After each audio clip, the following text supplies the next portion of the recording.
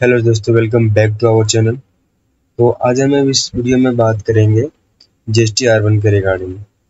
मतलब GST R1 के अंदर जितने भी टेबल होते हैं, सारे टेबल को आज हम ब्रीफली समझेंगे।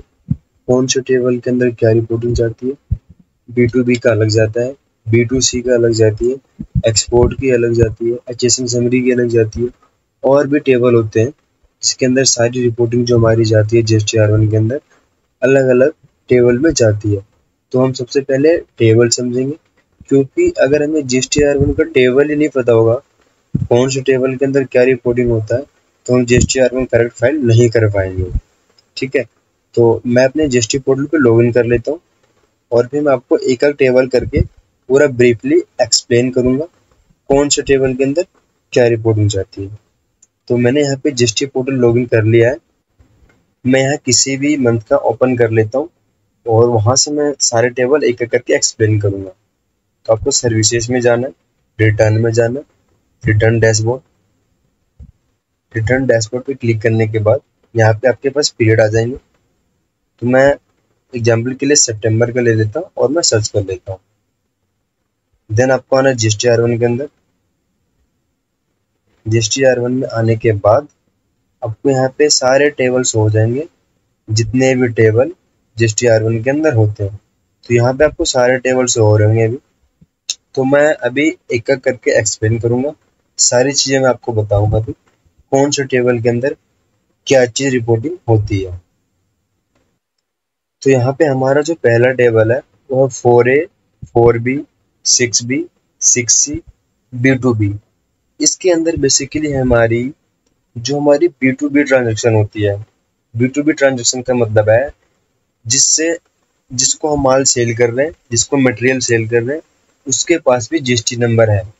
हमारे पास तो है ही, तो जिसको हम मटेरियल सेल कर रहे हैं उसके पास भी जीएसटी नंबर है। इसका मतलब हमारा ट्रांजैक्शन जो है वो B2B कहलाएगा।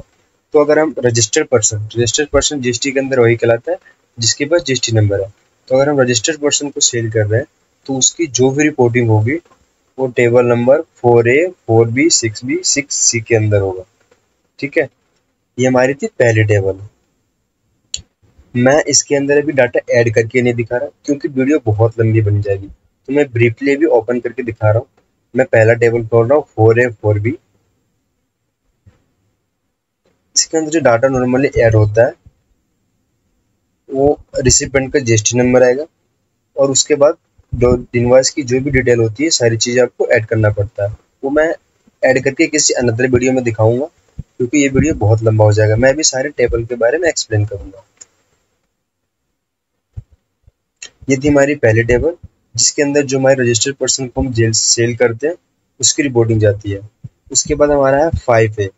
एक चीज़ और, अगर आप यहाँ पे माउस करेंगे कर्सर तो आपको यहाँ पे दिख रहा होगा, सबसे ऊपर वहाँ पे लिखा होता है taxable outward supply made to registered person. इसका मतलब है जिसके पास जीएसटी नंबर है उसको आपने सेल किया, उसकी रिपोर्टिंग इस टेबल के अंदर हो। ठीक है, इसके बाद आते हैं नेक्स्ट। नेक्स्ट है हमारा 5A, B2C लार्ज। अब हमारी B2C जो ट्रांजेक्शन होती है वो दो टाइप की होती है। एक होती है नॉर्मल, मतलब नॉर्मल का मतलब है यहाँ पे 2.5 लाख से कम। एक होता है लार्ज, लार्ज का मतलब है 2.5 लाख से ज़्यादा। तो अब सबसे पहले ऊपर यहाँ पे पढ़िए क्या लिखा हुआ, taxable outward supply to a unregistered person. Unregistered person का मतलब है जीएसटी के अंदर जिसके पास जीएसटी नंबर नहीं है।